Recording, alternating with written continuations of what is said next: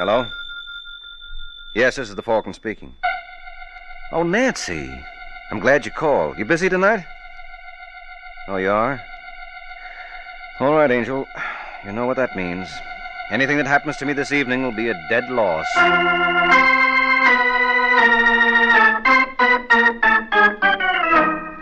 This is Ed Hurley, friends, inviting you to listen to The Adventures of the Falcon, starring Les Damon. You met the Falcon first in his best-selling novels. Then you saw him in his thrilling motion picture series. Now, join him on the air when the Falcon solves the case of the unwelcome Christmas present.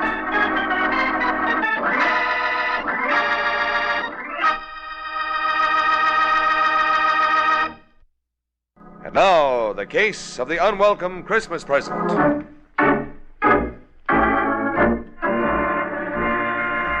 It is Saturday afternoon in New York, 2 days before Christmas. And on Manhattan's busy corners, gaily dressed Santa Clauses ring their bells while people rush to do their last-minute shopping. And one of those frantic shoppers is a man named Larry Sterling, but the prices in the store windows seem to frighten him. And as he shakes his head sadly, a small delivery truck pulls alongside. And the driver, after watching him for a minute, calls to him. Hey, mister. Mister. Huh? Me? Yeah, come here a minute. What's the matter? You look like a nice guy. Oh, thanks. Now, wait. Don't go away. I want to talk to you. I'm sorry, I'm busy. Now, take it easy, mister. What's your name? Sterling. Larry Sterling. Oh, glad to know you. My name is Haynes. Walter Haynes. I've been watching you. So I noticed. You got a girl? What's it to you? Look, Sterling, I want to do you a favor. Well, don't bother. Okay, if that's the way you feel. Wait a second. What kind of a favor? How would you like to give your girl a silver fox jacket for Christmas? You crazy. Then you know what those things cost. Yeah, and I haven't got that kind of dough. Well, would you be willing to spend $75 for one? What? Get in the car. Well, Make up your mind, Sterling. Either you want to look at this jacket or you don't. Well, why can't I see it out here? Because there's a cop watching us. Hey, careful. Don't sit on the box. Is it in here? Yeah. Take a look. Pretty, huh? Is this stolen merchandise, Haynes? Now, look, Sterling. Ask me no questions. I'll tell you no lies. All I know is that any gal who gets a jacket like this is going to think her boyfriend is plenty all right. $75, you said? That's right. And I'll throw in that gift box. Did you notice the label? DuPont Brothers. Yeah. Hey, that's one of the biggest furriers in town. Oh, sure. When your girlfriend gets a load of that, what do you think she'll say? She'll wonder where I got the money. Okay, if you don't want the coat. No. I'll take it, Haynes. Yeah. You got yourself a buy there, Sterling. Take it from me, pal. You don't know what you walked into.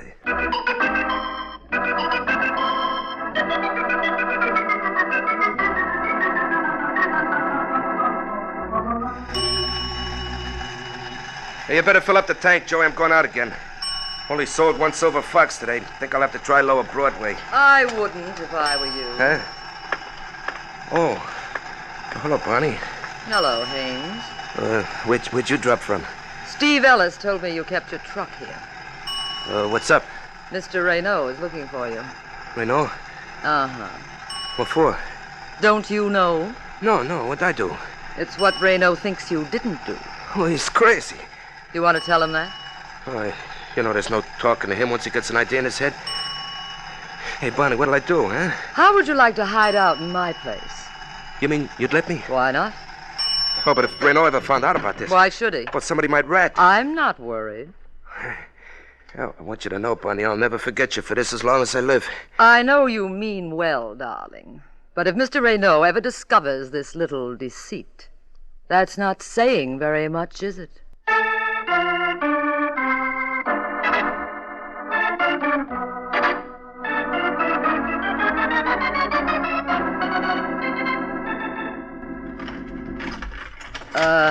Look, Haynes. Maybe it would be better if... If what? Oh, skip it. Go ahead. Thanks. You know, Bonnie, for a minute there, I was afraid you changed your mind.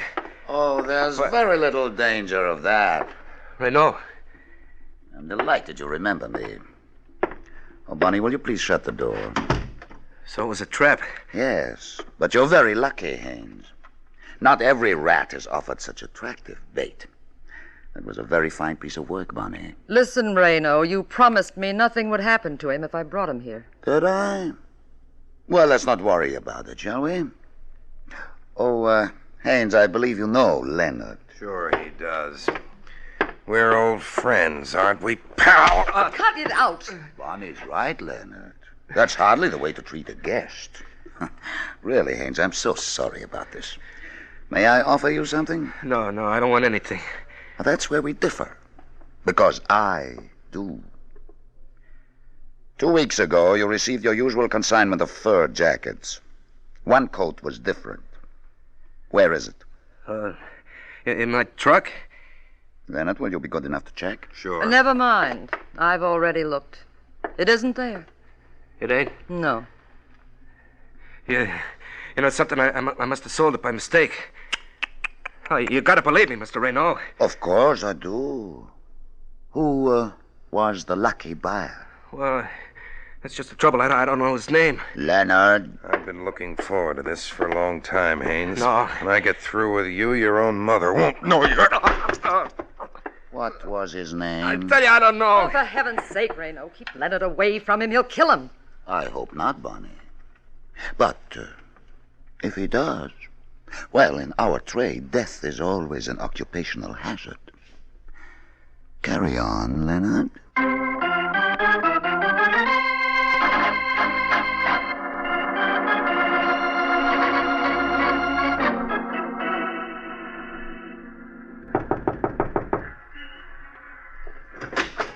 Yeah? You the superintendent of this building? That's right. You got a Larry Sterling living here?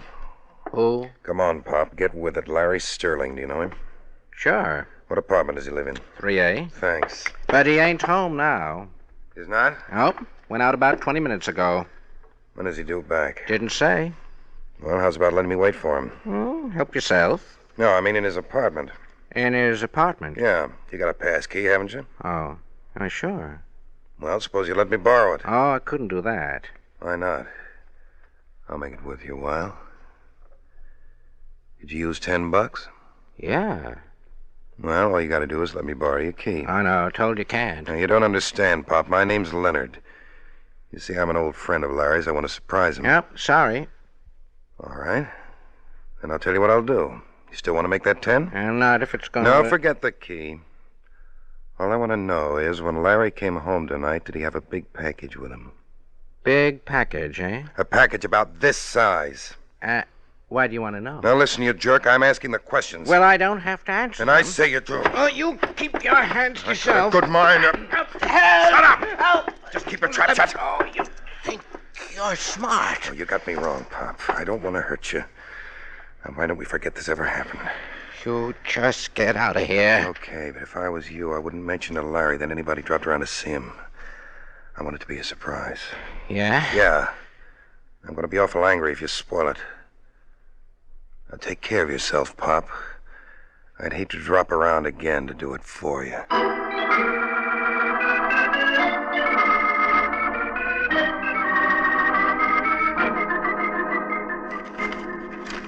You know, I shouldn't do this, George. We promised we wouldn't open our presents till Christmas Eve. Now, Larry, 24 hours one way or the other won't make any difference. Is it a robe? Nope. Lounging pajamas? You'll never guess. Then let me see. Oh, Larry, it's... Didn't expect a fur coat, huh? No, I didn't. Well, what do you say? I think it's lovely, Larry. Go on, try it on. Oh, sure. You're certainly not enthusiastic about it. I'm sorry, honey. I guess I'm behaving badly, but you see... Oh, excuse me. Hello? Is that you, Miss Corwin? Yes. This is Parker, the superintendent where Mr. Sterling lives. Do you expect to see him tonight? As a matter of fact, he's here now. Oh, could I talk to him, please? Sure.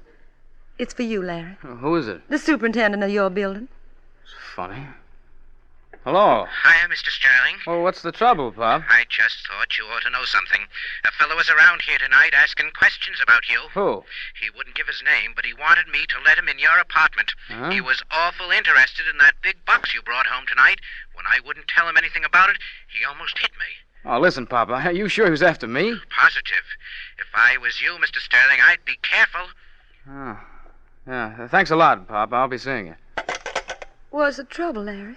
Somebody's awfully curious about that fur coat. Now, why would anybody in his right mind be interested in that coat? Well, that's a nice way for you to talk. I don't want to hurt your feelings, darling, but if you paid more than $20 for this, you were stuck. So you think I was a sucker? I do. You know, you could be wrong, too. How are you going to prove it? Maybe I can, but if you give me the classified directory, I'll find me someone who can.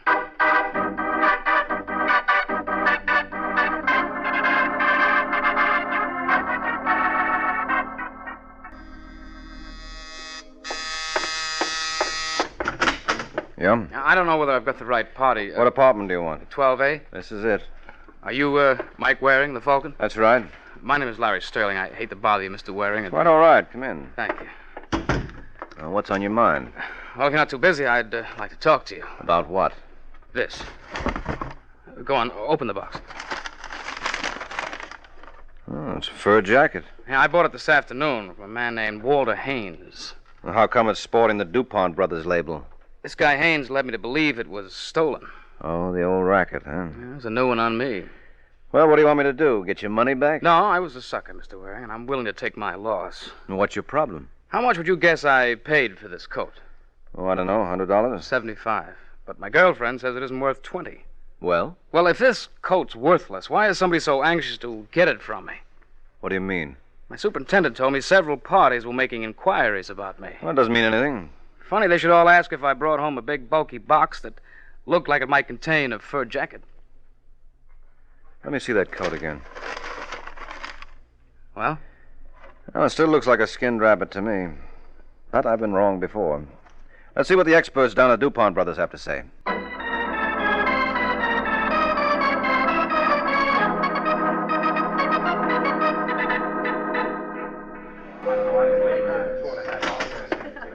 Yes, sir? Is there something I can do for you? There is. I've got one of your fur jackets in this box. Oh, I'm awfully sorry, sir, but the exchange department is closed till after Christmas. Well, I don't want to exchange it. I just wanted to praise. Oh, I'm afraid that's out of the question now, Mr. Waring. Well, as you can see, we're practically rushed to death. Uh-huh. Well, how long would it take you to look at it? My dear fellow, you just won't understand. Mr. DuPont himself would have to look at it, and I wouldn't dare disturb him now. Oh, I see. Well, then suppose I leave the jacket here. Well, I can't make any promises, Mr. Waring. Oh, that's all right. I'm willing to take my chances. I'll be back in an hour.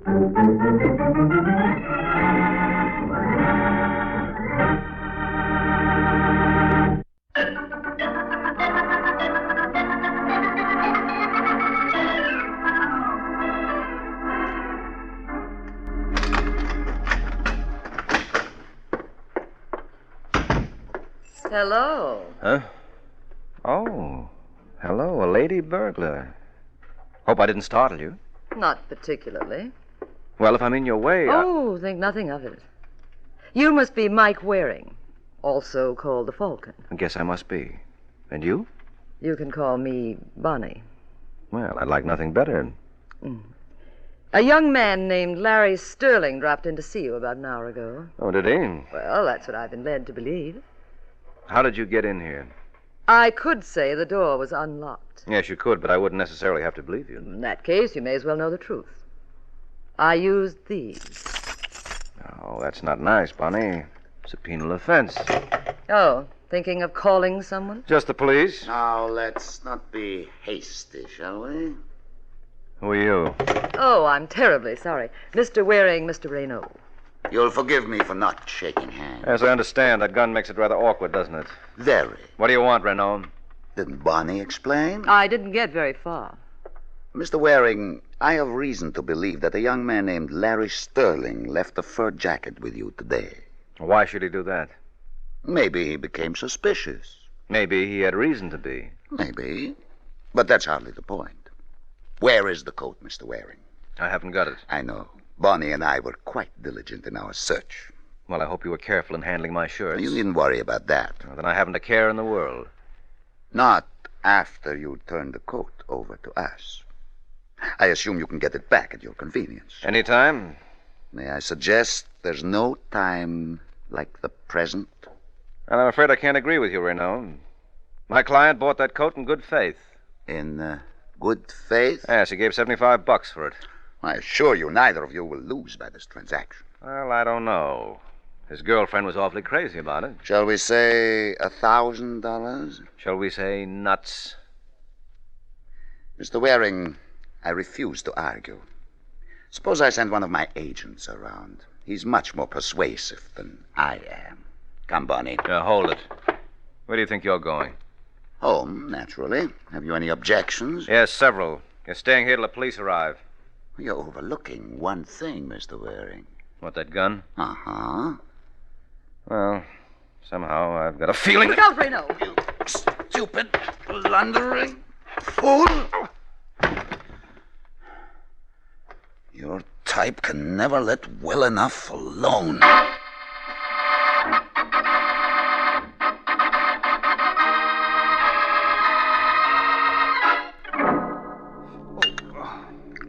Hey, you better take a slug of this, Mike. Oh, never mind, Sterling. I want to hear the rest of your story. Well, it's just like I told you. When I walked in here, I found you stretched out on the floor. I'll start back a little further. What do you mean? How come you decided to pay me a visit? Well, I knew Renault was on his way over. And you didn't think it necessary to warn me? I tried to call you, but there was no answer. Why did you tell Reno you hired me? I didn't. Then who did? My girlfriend, Georgia Cohen. He found out where she lived, and, well, I guess it wasn't very bright of her, but Georgia told him I'd gone over to see you. Mike, that coat must be worth thousands. Mm-hmm. What was the name of that character you bought it from? Walter Haynes. Get the phone book and see if he's listed. Don't bother, I can tell you. Waring. He lives at 2719 West 93rd, apartment 2D. Oh, thanks. And you're... Leonard. I think Mr. Renault told you I'd be around. Yes, he did. I want that coat wearing. You know, Leonard, Renault made a bad bet. You're no more persuasive than he is, and you're not nearly as pretty as Bonnie. Well, you haven't seen me in action. I can hardly wait. I'm glad you're taking that attitude, Waring. It gives me an opportunity to check up on some gossip. They tell me you're a pretty tough cookie. You don't want to believe everything you hear. Well, there's one way to find out. Get out of the way, Mike. Hey, what? Nice going, Larry. I hope you don't mind me ruining that decanter. Oh, no. I'll find it a lot easier to get a new bottle than this boy will a new head. Come on, let's go, fella.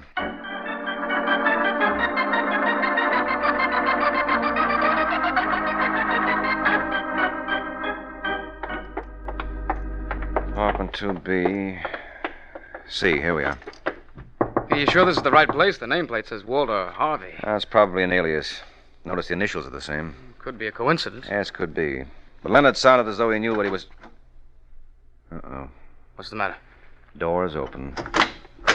Careless of Mr. Haynes. Yes, that sort of thing can cost you your life.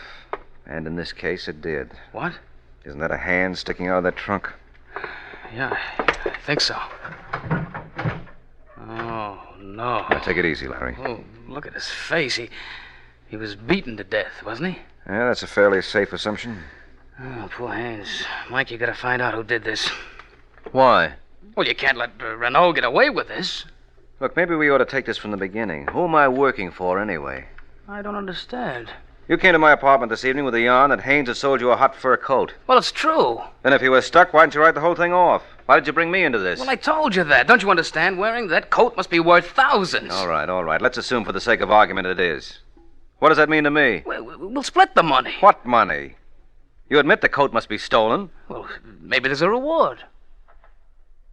Oh. Well, there's one way to find out. Suppose we see the brothers DuPont.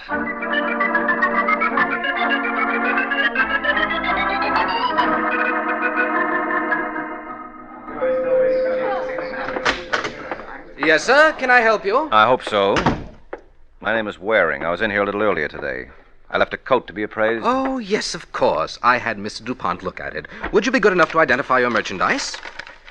That the same one, Larry? Yeah, I could never forget that fur.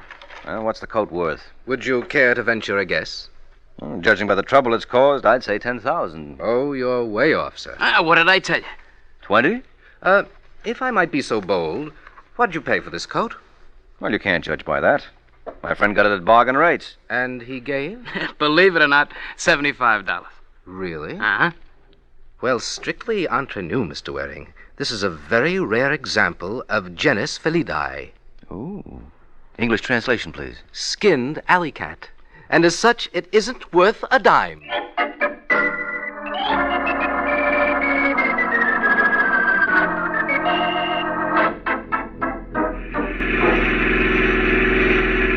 I don't understand it, Mike. You sure that's the same coat? Positive. But if the coat's worthless, why was Haynes killed? Now, don't ask me, Larry. I'm a stranger here myself. Maybe Renault doesn't know its value. Well, I doubt that. Renault, Leonard, and Bonnie are too slick a trio to get worked up over a phony fur piece. But it must mean something. Yes, obviously. And Brother Renault knows. Well, maybe he won't mind sharing his information with us. How are you going to find him? Through Leonard. Do you think he'll cooperate? If it's put to him the right way. Remember how you knocked him cold? Yes. Well, don't forget how you did it. I may want you to try it again.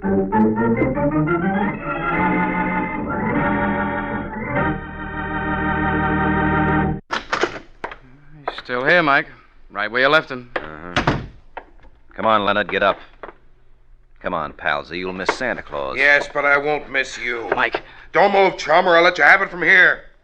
Well, that wasn't nice of you to fool us that way, Leonard.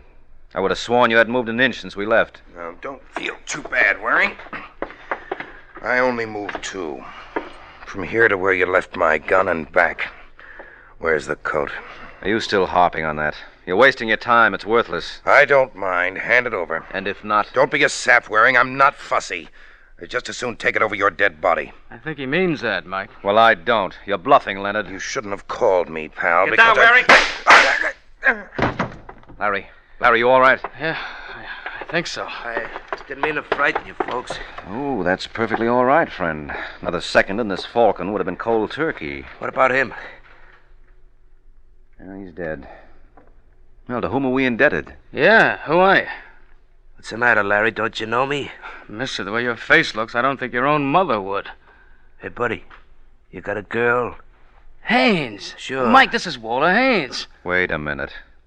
If you're Haynes, who's the stiff in your apartment? Renault. Leonard killed him. Oh, the old double-cross, huh? Yeah. Well, where have you been? Well, they kept me tied up in some dame's apartment. Bonnie's? Yeah, Bonnie's. After I got loose, I went to Larry's apartment, and some other dame told me I could locate him here. That must have been Georgia. What's this all about, Haynes? What's what all about? This fur coat. Believe me, Waring, I don't know. I got it in a consignment with my regular merchandise. I knew there was something screwy playing because Renault sent Leonard to buy it from me for $1,000, but I didn't want to get into trouble. So you sold it to me, figuring you could get it back any time. Oh, I'm sorry, fella. I didn't realize what I was letting you in for. Well, it all adds up except for one thing. Where does Bonnie come in? Right on cue, Mr. Waring. Bonnie. You ought to do something about that door, Mike. Yes. Next time, get a spring so it'll close. Where's the coat, Mike? I want it. And if you don't get it? Don't be silly, darling. Nothing's going to stop me. Not even if I have to shed a little blood. I wouldn't be surprised if you meant that. I do. Well, what do you say, Haynes? I say give it to her. No. She's a pretty determined young lady, Larry. But if you'd care to stop her... How about that, honey? Well, I guess that settles that. Here you are, Bonnie, and wear it well. No, just drape it over the chair. I'll take it from there. You're the boss. And don't you ever forget it. Now, all of you stay put for the next 5 minutes. The first one who gets careless enough to show his face out of the doorway will get it blown off. Good night, folks. Thanks a million. Get the phone, Sterling. Maybe we can head her off. Yeah, hurry it up, Larry. Call downstairs. I'll take care of it. I thought you were going to rush her, Waring. If you're worried about that coat, Haynes, forget it. She won't get away. Oh, she can keep the coat for all I care. I had my fill of this business. I don't blame you. Oh, incidentally, what happened to the box that came in? Oh, I threw it away. You're kidding. Why, it wasn't worth anything, was it? Now, look, I want that box, Waring, and I'm not clouding. Why make an issue of a little thing like that, Haynes? Unless it isn't a little thing. Suppose we see. Get away from that door. You want the box, don't you? I'm darned if I can see why. Looks like any other cardboard box to me. Maybe if I were to rip the cardboard apart... Hey, cut that out. Oh, well, what do you know? Pretty cute, huh? Who'd ever think of looking for a letter pasted between 2 sheets of cardboard? You did. Yeah, well, you gave me the lead. Yeah, this is a pretty important piece of stationery, Haynes. Look at the name on top, Moscow Federation. I want that letter, Waring. Yes, I'm beginning to understand why. Well, do I get it? Mister, you certainly do. Did you have to do that, Larry? Did I have to do that? You realize he was going to kill you? Sure, but I might as well be dead. You realize that was my last bottle of Christmas cheer? Now what am I going to do?